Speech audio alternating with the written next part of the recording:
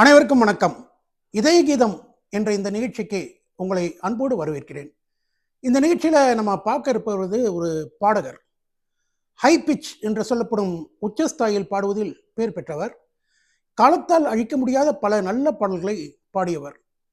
இவர் ஒரு பாடகர், தயாரிப்பாளர், நடிகர், இப்படி பன்முகங்களை கொண்டவர். அவர்தான் திரு டி.ஆர். மகாலிங்கம்.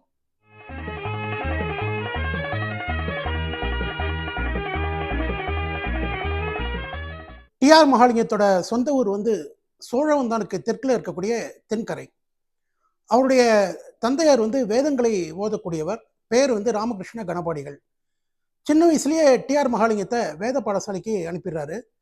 ஆனால் அவருக்கு வந்து அந்த லைஃப் வந்து பிடிக்கல.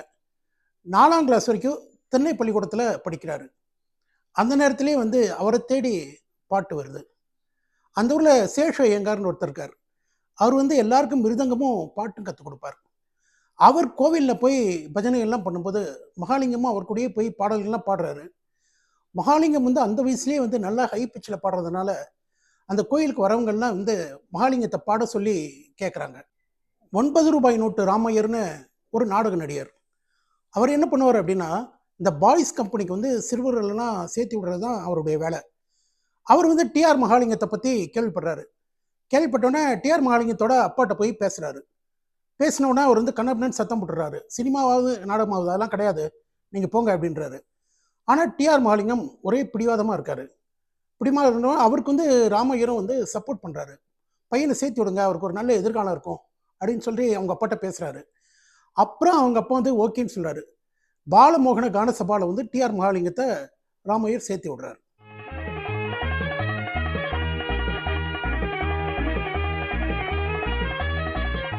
டி.ஆர். மகாலிங்கம் 12 வயசில் ஒரு நாடகத்தில் பாடி நடிக்கிறாரு.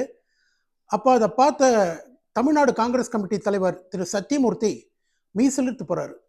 அவர் டி.ஆர். மகாலிங்கத்தை கூப்பிட்டு பாராட்டிட்டு அவருக்கு வந்து ஒரு தங்க மோதிரத்தை பரிசீலிக்கிறாரு. அதே வருஷம் ஏவிஎம் செட்டியார் வந்து நந்தகுமார் அப்படின்னு ஒரு படம் எடுத்துட்டு இருக்காரு. அதில் வந்து கிருஷ்ணர் வேஷம் வந்து டி.ஆர். மகாலிங்கத்துக்கு கிடைக்குது. ஸோ 12வது வயசுலேயே வந்து நடிக்க வந்துடுறாரு. தீனதயாபரணி அப்படின்னு பாடிட்டு இன்ட்ரடியூஸ் ஆகிறார் டி.ஆர். மகாலிங்கம். இந்த படத்தில் பாட்டெலாம் நல்லாயிருக்கு, எஸ்.வி. வெங்கட்ராமன் மியூசிக்கு. பட் படம் வந்து ஃபெயிலியர். இப்போ நீங்கள் பார்க்கக்கூடிய வீடியோ வந்து 12வது வயசில் டி.ஆர். மகாலிங்கம் பாடிட்டு வந்த ஒரு வீடியோ. இந்த படம் வந்து ஏறக்குறைய 87 வருஷம் ஆச்சு. 87 வருஷத்துக்கு முன்னால் வந்து ஒரு பாடல் தான் இப்போ நீங்கள் பார்க்க போகிறீங்க.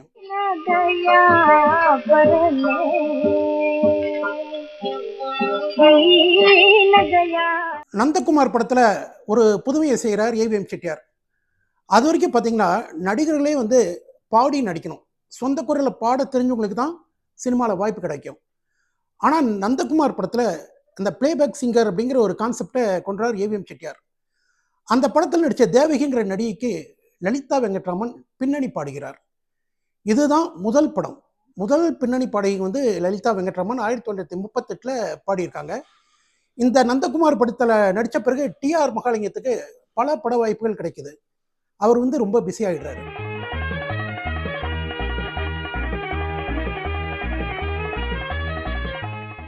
ஆயிரத்தி 1940ஆம் ஆண்டு வந்து டி.ஆர். மகாலிங்கத்துக்கு மகரக்கட்டு வருது. அதாவது இந்த தொண்டை உடைகிற ஸ்டேஜ் அப்படிம்பாங்க. ஸோ அந்த பீரியடில் அவர் வந்து ரொம்ப கஷ்டப்படுறாரு, பாடவே முடியல அவரால். அவர் வந்து டெய்லி ப்ராக்டிஸ் பண்ணுறாரு. சாதகம் பண்ணி பாடி பாடி பாடி அந்த கஷ்டமான ஸ்டேஜை வந்து கடந்து வந்துடுறாரு. வந்த பிறகு பார்த்தீங்கன்னா வாமன அவதாரம் அப்படிங்கிற ஒரு படத்தில் வாமனனாக நடிக்கிறார். அந்த படத்தில் வந்து மொத்தம் 20 பாடல்கள். அதில் டி.ஆர். மகாலிங்கத்துக்கு 4 பாடல்கள். அதை தொடர்ந்து வந்து சதி சுகன்யா, மனோன்மணி போன்ற படங்களில் நடிக்கிறார். மனோன்மணின்னு 39லேயே ஒரு படம் வந்திருக்கு, 43க்கு பிறகு ஒரு படம் வந்திருக்கு. இந்த மனோன்மணி வந்து ஃபெயிலியர். இவர் தொடர்ந்து நடித்த 2-3 படங்கள் வந்து ஃபெயிலியர் ஆகிடுது. அந்த நேரத்தில் ஏவிஎம் செட்டியார் வந்து ஸ்ரீவள்ளிங்கிற படத்தை எடுத்துகிட்டு இருக்காரு. அதில் வந்து வள்ளியாக வந்து குமாரி ருக்மணியை புக் பண்ணிடுறாரு. அவங்க வந்து ரொம்ப அழகாக இருப்பாங்க. முருகனா யார் போடுறது அப்படின்னு யோசிச்சுட்டு இருக்காரு. அந்த நேரத்தில் வந்து டி.ஆர். மகாலிங்கம் கிட்டப்பா மாதிரியே பாடுறாரு அப்படிங்கிற விஷயம் வந்து செட்டியாருக்கு தெரியுது. ஆனால் இந்த டி.ஆர். மகாலிங்கம் நந்தகுமார் படத்தில் நடித்ததுக்கு பிறகு ஏவிஎம் செட்டியாரை போய் பார்க்கவே இல்லை. ஸோ எப்படி இவர் அப்ரோச் பண்ணுறது அப்படின்னு யோசிச்சுட்டு இருக்காரு. அப்போ ஒரு நாள் வந்து டி.ஆர். மகாலிங்கமே வாய்ப்பு தேடி இங்கே வராரு, ஏவிஎம் செட்டியாரை பார்க்க வராரு. வந்தோடனே அவர் வந்து முருகனாக புக் பண்ணிடுறாரு. குமாரி ருக்மணி வள்ளியாக நடிக்கிறாங்க. ஏவிஎம் செட்டியாருக்கு என்ன ஆசை அப்படின்னா, இவர் நல்லா ஹை பிச்சில் பாடுறாரு, இவர் வாய்ஸ் வந்து நல்லா வெளியே வரணும் அப்படின்னு சொல்லிட்டு சவுண்ட் இன்ஜினியர்கிட்ட பேசி டிஆர் மகாலிங்கத்தோட வாய்ஸ் நல்லா வர்ற மாதிரி ரெக்கார்ட் பண்ணுங்கன்னு சொல்லி எல்லாம் ஏற்பாடு பண்ணிடுறாரு. சாங்ஸ் எல்லாம் ரெக்கார்ட் பண்ணிடுறாங்க. ஆனால் போட்டு கேட்டால் பெரிய ஏமாற்றம். என்ன காரணம் அப்படின்னா, டிஆர் மகாலிங்கம் பாடுறது வந்து கணீர்னு கேட்குது, ஆனால் குமாரி ருக்மணி பாடுறது கேட்கவே இல்லை.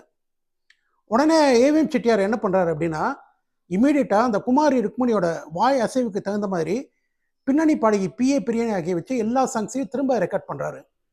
படம் 1945 ரிலீஸ் ஆகுது. மாபெரும் வெற்றி. 55 வாரங்கள் ஓடுது படம்.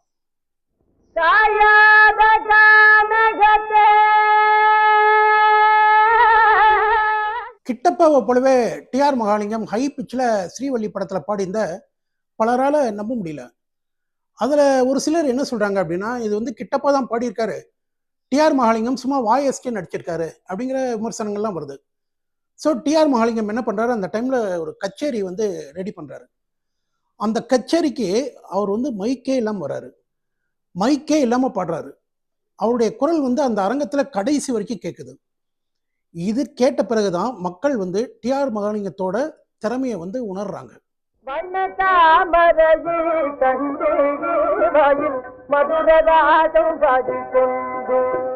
இந்த பதிவில் டிஆர் மகாலிங்கம் எப்படி வந்து ஒரு பாடகர் ஆனார், அவர் எப்படி ஒரு நடிகர் ஆனார், அவர் பாடிய ஒரு சில பாடல்கள், இதெல்லாம் வந்து இந்த பதிவில் பார்த்தோம்.